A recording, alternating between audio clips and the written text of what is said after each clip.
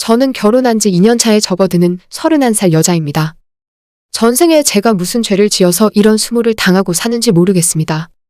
정말 너무 억울하고 분해서 지금도 자다가 소리를 지르며 일어나요. 사람의 탈을 쓰고 어쩌면 그렇게도 못 되쳐먹었는지 지금도 이해가 안 갑니다. 저는 어릴 적부터 몸이 약했어요. 저혈압에다가 빈혈기가 있어서 학교 다닐 때도 여름날 야외 활동하다가 기절하는 경우가 종종 있었습니다.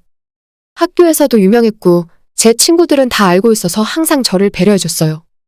건강하지 못한 몸이라서 주변에 피해를 끼치는 것 같아서 트라우마로 남았습니다. 성인이 되고 난 이후로는 그래도 운동도 열심히 하고 체력을 기르며 관리했더니 예전보다는 조금 나아졌어요. 그래도 회사에서 연속으로 야근을 한다거나 더운 여름날에 무리를 하면 아직도 핑핑 돌고 정신을 잃는 경우도 가끔 있습니다. 남편은 같은 회사에서 만나서 결혼했기 때문에 제 이런 체질을 알고 있었어요. 연애할 때는 제가 너무 약해 보인다며 지켜주고 싶다고 난리였습니다. 제 건강상의 문제는 남편은 크게 신경 쓰지 않았지만 시댁 식구들, 특히나 시어머니는 굉장히 걱정을 많이 하셨어요. 나중에 아이 낳을 때도 건강하지 못한 제가 문제가 될 거라며 반대를 하셨습니다. 하지만 남편의 설득과 저도 열심히 운동하고 건강관리하겠다며 설득을 거듭해서 끝내 결혼 승낙을 받아낼 수 있었어요. 남편과 결혼한 이후에는 한 번도 쓰러진 적은 없었습니다. 평소에 남편이 집안일도 잘 도와줬고 저도 예전보다는 체력이 많이 나아졌다고 생각했어요. 다만 시어머니께서는 결혼 승낙은 하셨지만 아직도 제 건강을 믿지 못하셨고 종종 집에 찾아오셔서 잔소리를 하고 가셨어요. 여자가 몸이 그리 약해서 쓰겠니? 밥 좀 많이 먹고 살도 좀 더 붙어야 아이를 갖지.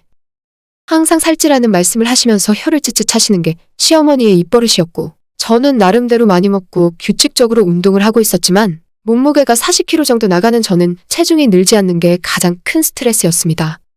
스트레스를 받고 짜증이 났지만 그때까지만 해도 시어머니가 저를 걱정해서 하는 말이라고 생각하면서 참아 넘겼어요. 어렵게 한 결혼이라서 처음부터 제가 죄인이 된 것 같은 기분이었고 건강하지 못한 저 때문에 가정에 불화가 생기는 걸 원하지 않았습니다. 그때부터 일부러 잘 들어가지도 않는 밥을 더 많이 우겨 넣었습니다. 살이 찌면 시어머니도 저를 더 이상 미워하지 않을 거라는 생각이었고 마치 음식에 집착하는 사람처럼 하루에 3끼 챙겨 먹고 중간중간 간식도 먹고 퇴근하고 집에 돌아와서는 야식도 시켜 먹었습니다. 속에서 받지 않는 음식을 억지로 밀어넣으니 당연히 소화장애가 생겨났고 날마다 야식을 먹고 늦게 잠들었더니 수면장애도 생겨서 힘들었어요. 제가 너무 민감한 타입이라 그런지 몸이 힘드니까 살이 더 빠졌습니다. 운동을 안 하고 밥만 먹으면 너무 몸이 망가질 것 같아서 열심히 운동도 했지만 근육도 잘 안 붙고 체중도 늘어나지 않았어요. 남들이 볼 때는 사치스러운 고민을 한다고 생각할 수도 있을 거예요. 실제로 제 친구들에게 살찌고 싶어서 제가 하고 있는 노력들에 대해 이야기한 적이 있었는데 아무도 공감을 못 하더라고요. 맛있는 거 마음껏 먹으면 자연스럽게 살이 찔 텐데 왜 걱정하냐면서요. 심지어는 제가 마르고 날씬하다는 걸 돌려서 자랑한다고 생각하며 뒤에서 욕하는 친구들도 생겨났습니다. 그 사실을 안 뒤로부터는 절대로 친구들에게도 제 고민을 이야기하지 않았어요. 결혼 1년이 넘어서부터 시어머니의 잔소리는 더 심해졌습니다. 남편과 아이를 조금 늦게 갖자고 합의했어요. 맞벌이를 해서 돈을 더 모으고 싶었고 제가 다니는 회사가 육아휴직을 쓸 수는 있는데 아무래도 진급을 하는 데 있어서는 불리한 게 있었기 때문에 아이 갖는 걸 조금 뒤로 미루고 일을 더 하고 싶었습니다. 남편도 동의했고 일단 둘이서 열심히 모아 집을 사는 것이 먼저라고 생각했어요. 하지만 시어머니는 아이를 미루는 것에 불만이 많으셨고 그 원인을 저에게 있다고 생각하셨나 봐요. 결혼 2년 차에 접어들면서 더 잔소리가 심해지시고 집착도 많았습니다. 우리 집에 자주 오셔서 살림살이 간섭도 많이 하시고 제가 먹고 있는 식단에 대한 잔소리도 많이 하셨어요. 그 정도가 심해져서 체중 검사까지 하자고 하시더라고요. 제가 그것만은 도저히 자존심이 상해서 못하겠다고 했더니 그럼 네가 건강관리를 알아서 잘했어야지 라고 하시더군요. 옆에 있던 남편이 말리는 바람에 다행히도 체중검사 이야기는 대충 넘어갈 수 있었지만 그때쯤부터 저는 스트레스를 너무 많이 받아서 몸 상태가 날이 갈수록 안 좋아지기 시작했습니다. 음식에도 더 집착하고 많이 먹었고 먹다가 토하는 일도 잦았어요. 체중은 오히려 결혼 초기보다도 더 줄어들어 37kg가 됐고 남편도 걱정이 많았습니다. 오죽했으면 헬스장 트레이너 선생님도 운동할 체력이 안 되는 것 같으니 집에서 잘 먹고 쉬다가 다시 나오라고 하실 정도였으니까요. 그러던 와중에 제가 집에서 남편과 둘이 있다가 쓰러지는 일이 있었어요. 남편이 급하게 병원으로 옮겼는데 가벼운 빈혈 증상이라는 판정을 받았습니다. 수액 맞고 영양제 주사 맞고 바로 퇴원할 수 있었어요. 회사에 병가도 하루 내고 푹 쉬었더니 다시 컨디션은 금방 돌아왔습니다. 하지만 제가 쓰러졌다는 소식을 전해 들은 시어머니께서 또다시 저희 집에 찾아오셔서 걱정 섞인 잔소리를 한참 하고 가셨어요. 살찌는 약이라면서 보약을 지어다 주셨는데 솔직히 그 마음은 알겠지만 고맙다는 생각이 들진 않더라고요. 그냥 저를 가만히 놔두기만 해도 규칙적으로 먹고 운동하면서 스트레스 없이 살다 보면 체중도 늘고 건강해질 것 같은데 기다려주지 않는 시어머니가 야속하기만 했습니다. 그나마 사이가 좋던 남편과도 그때쯤부터 말다툼이 잦아졌어요. 말다툼의 원인은 당연히 시어머니의 잔소리였고 저는 남편에게 당신이 나서서 시어머니 좀 말려줘야 하는 거 아니야? 라고 말했는데 남편은 자기 엄마가 걱정돼서 하는 이야기니까 적당히 흘려듣고 말을 하면서 대수롭지 않게 생각하더라고요. 너무 짜증나고 화가 났지만 그냥 참고 넘어갔어요. 몸이 약한 제가 잘못이라는 생각으로 다시 밥과 보약을 잘 챙겨 먹고 운동하면서 그렇게 지내고 있었습니다. 그나마 요즘 좀 조용히 지내나 싶었는데 얼마 전에 일이 터지고 말았어요. 남편은 출근하고 저는 월차를 내고 집에서 조용히 쉬고 있었습니다. 컨디션이 요즘 들어 너무 좋지 않아서 그날도 출근하기가 힘들더라고요. 밥도 먹고 싶지 않았지만 간신히 몇 숟가락 챙겨 먹었더니 약간 현기증이 올라오는 것 같아서 침대에 누워서 쉬고 있었습니다. 갑자기 집에 초인종이 울리길래 나가보니 시어머니가 찾아오셨더라고요. 오늘 제가 쉰다고 이야기 안 했는데 어떻게 알고 오셨나 했더니 남편이 시어머니에게 전화해서 제 컨디션이 안 좋으니까 맛있는 것 좀 해달라고 전화를 했더라고요. 눈치도 없는 남편이 정말 원망스러웠습니다. 시어머니가 꼬리곰탕을 끓이자면서 한우 꼬리를 사가지고 오셨더라고요.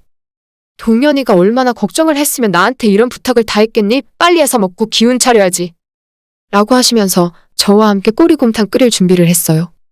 가만히 누워서 좀 쉬고 싶었는데 저도 어쩔 수 없이 일어나서 도왔습니다. 시어머니께서 저보고 그냥 들어가서 쉬라고 하시는데 어떻게 그러겠어요. 시어머니가 일을 하고 계시는데 옆에서 뭐라도 해야죠.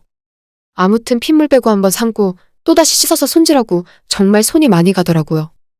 해주신다는 건 정말 감사한 일이었지만 그냥 10,000원이면 사다 먹을 텐데 너무 할 일이 많아서 힘들었습니다. 곰탕을 우려내기 위해서 솥에 넣고 불에 올려놓았고 시어머니는 거실에서 TV를 보고 있었습니다. 저는 아침부터 좋지 않던 컨디션이었는데 쉬지 않고 움직였더니 점점 더 힘들어지는 걸 느꼈어요. 하지만 들어가서 쉴 수도 없고 정말 괴롭더라고요. 시어머니가 TV 보고 계시니까 제가 불 위에 올려놓은 꼬리를 자주 확인하고 있었는데 냄비 뚜껑을 열고 뜨거운 김이 얼굴에 훅 들어오는 순간 정신을 잃고 땅바닥에 쓰러졌어요. 시간이 얼마나 지났는지 모르겠지만 한참 뒤에 일어나 보니 저 혼자 주방 바닥에 누워 있었고 시어머니는 보이지 않았습니다. 대체 무슨 일인가 주변을 둘러봤는데 꼬리곰탕은 다 되었는지 불이 꺼져 있었고 시간은 1시간이 넘게 흘러 있었어요. 상황 파악도 못하겠고 몸도 안 좋아서 너무 화가 나고 비참했습니다. 괜히 눈물도 자꾸 나더라고요. 일단 어떻게 된 상황인지 알아보기 위해 시어머니에게 전화를 걸었습니다.